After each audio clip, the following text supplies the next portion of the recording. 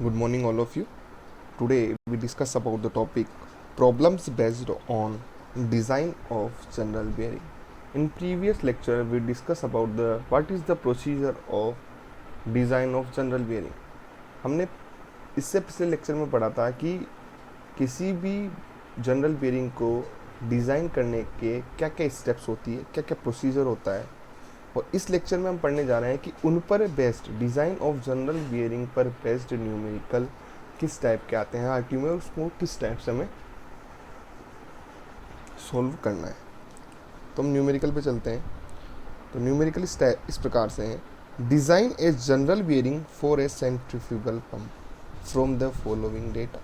हमें एक general bearing design करनी है, किसके लिए? सेंट्रीफ्यूगल पंप के लिए।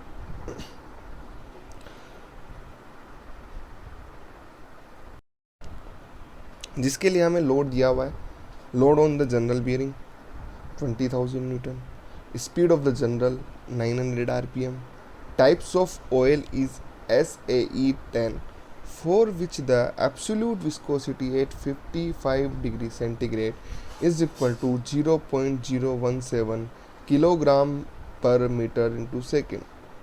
What is the ambient temperature of oil? Ambient temperature of oil is equal to 15.5 degree centigrade. Maximum bearing pressure for the pump is equal to 1.5 Newton पर mm square. इस question में हमारे पास bearing pressure का जो maximum जो bearing pressure है वो question में गिवन है।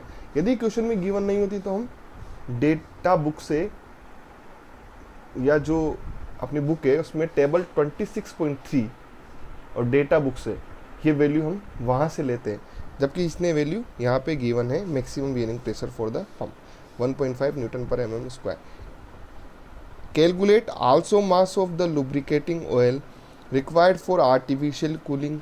आर्टिफिशियल कूलिंग की ज़रूरत कब पड़ती है? यह मैंने बताया था कि 60 डिग्री सेंटीग्रेड से ज़्यादा टेम्परेचर होगा तो हमें आर्टिफिशियल कूलिंग की ज़रूरत पड़ेगी। या तो हमें आर्टिफिशियल कूलिंग करना पड़ेगा वाटर जेट के थ्रू, या फिर हमें क्या करना पड़ेगा, वापस से बियरिंग को रीडिज़ाइन करना पड़ेगा। If rise of temperature of oil be limited to 10 degree centigrade, heat dissipation coefficient is equal to 1232 watt per metre square per degree centigrade. सबसे पहली स्टेप, जब भी हमें हमारे पास डिज़ाइन ऑफ जनरल बियरिंग की प्रॉब्लम आएगी तो हमें सबसे पहले क्या निकालना होगा? What is the length of bearing. The journal bearing is design and discuss in the following steps. First of all let us the find the length of the general L। हमें सबसे पहले लेंथ निकालनी है। Length के लिए हमें क्या लेना पड़ेगा? L/D ratio. L/D रेशियो हम कौन सी टेबल से लेंगे? 26.3 से। और हमें किसकी डिज़ाइन करना है, किसके लिए हम बियरिंग डिज़ाइन कर रहे हैं? सेंट्रीफ्यूगल पंप के लिए। सेंट्रीफ्यूगल पंप के लिए जो L/D रेशियो होगा वो होगा 1.6। हम क्या करेंगे, सबसे पहले D को मान अज्यूम करेंगे। डायमेंशन में D को अज्यूम करेंगे कि D जो लिया है आपने 100 mm लिया है। Assume the diameter of the journal D is 100 mm।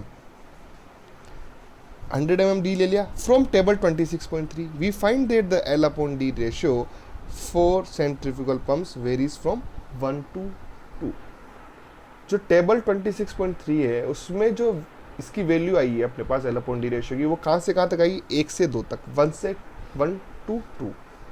तो इसके बीच में हम कोई भी वैल्यू ले सकते हैं। यहाँ पे मैंने 1.6 ली है, मैं 1.5 भी ले सकता हूँ, 1.7 भी ले सकता हूँ। तो इस L is equal to 1.6 D is equal to 100 mm, then L is equal to 160 mm। अपने पास लेंथ ऑफ द जनरल आ चुकी है, L is equal to 160 mm। Next क्या निकालेंगे?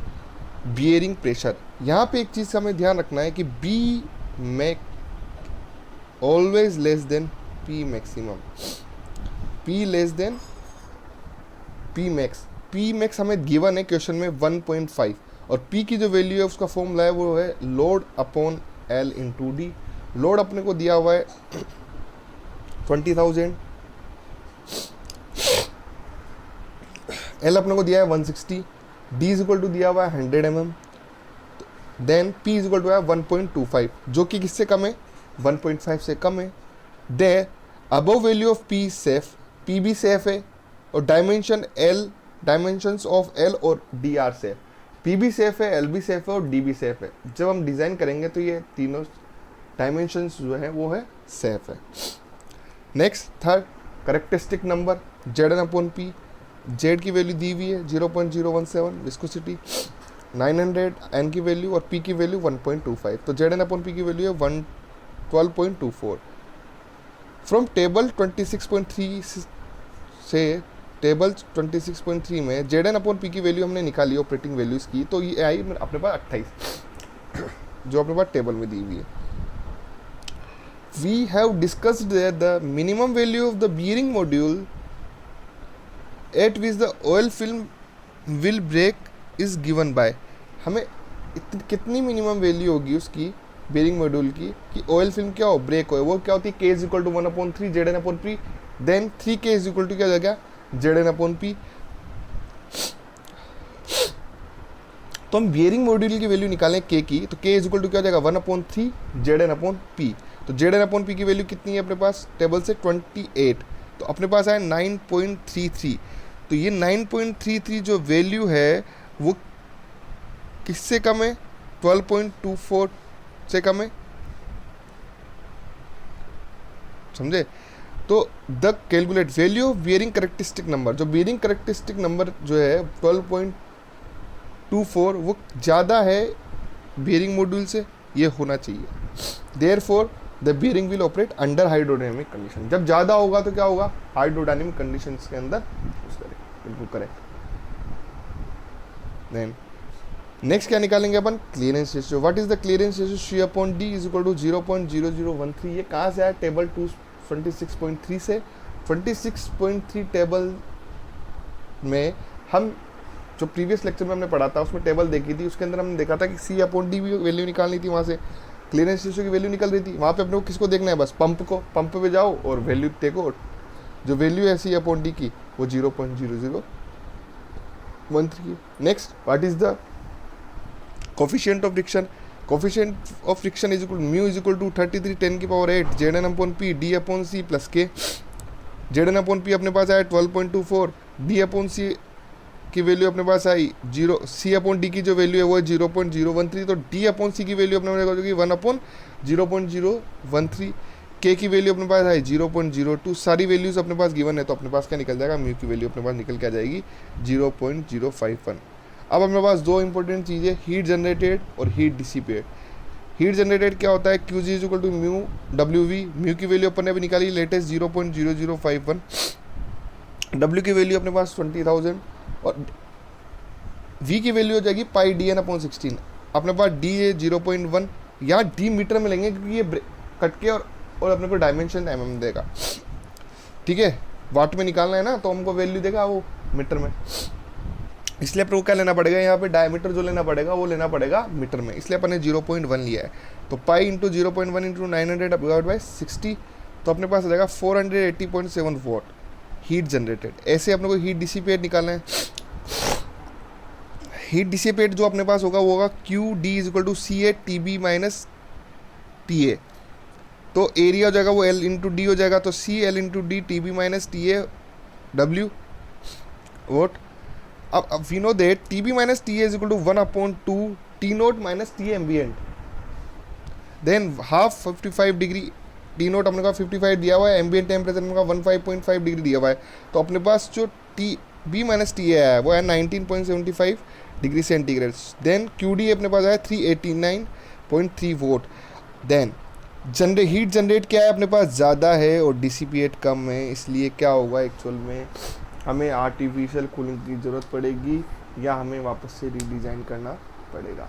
तो हमें क्या करना पड़ेगा, हम रीडिज़ाइन नहीं करके उसको क्या करेंगे, आर्टिफिशियली कूलिंग में कन्वर्ट कर देंगे। आर्टिफिशियल कूलिंग का जो फॉर्मूला था वो अपने पास था एमएसटी का फॉर्मूला लगाया अपन ने, और यहाँ से अपन ने देखो then we see that the heat generated is greater than the heat dissipated which indicates that the bearing is warming up. Therefore either the bearing should be redesigned by taking T naught 63 degree centigrade or the bearing should be cooled artificially. We know that the amount of artificial cooling required is equal to heat generated minus heat dissipated, 91.4 watt। amount of artificial cooling required. Then mass of lubricating oil required for artificial cooling, कि artificial cooling के लिए हमें कितना मास की lubricant के मास की ज़रूरत है वो निकालना है अपने को.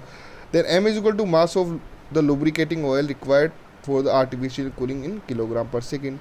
Then we know that the heat taken away by the oil Q is equal to mst. m into s की value 190, specific heat of oil s की वैल्यू हमने कहाँ से ली है, वहाँ से लिए 1840 से 2100 के बीच में, तो अपन ने 1900 ले ली.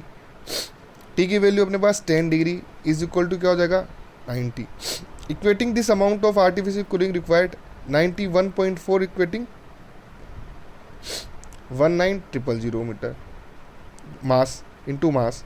तो mass is equal to 91.4 divide by 19000, 19,000 is equal to 0.0048 kilogram per second is equal to 0.288 kilogram per minute. ये मैंने जो न्यूमेरिकल लिया है ये फुल्ली न्यूमेरिकल लिया है, जो कि एग्ज़ाम के अंदर आरटीयू के एग्ज़ाम नंबर 16 नंबर का आता है सीधा सीधा. बट इसमें से जो आरटीयू न्यूमेरिकल तो देती है, न्यूमेरिकल के टाइप देगी जो इस पैटर्न के अकॉर्डिंग, जो अभी पैटर्न चल रहा है आरटीयू का, उसमें एक्चुअल में क्या होगा ये भी कह सकती है वो कि what is the length of the journal bearing, what is the coefficient of friction, what is the heat generated, what is the heat dissipated, what is the artificial cooling. ये अलग अलग स्टेप्स में भी वो क्वेश्चन दे सकती है. तो next lecture के अंदर मैं ये बताऊंगा ऐसे न्यूमेरिकल्स लेंगे जिससे छोटे छोटे जो न्यूमेरिकल्स बनते हैं, इस न्यूमेरिकल से वो न्यूमेरिकल्स अपन सॉल्व करने की प्रैक्टिस करेंगे नेक्स्ट लेक्चर में. Thank you everyone.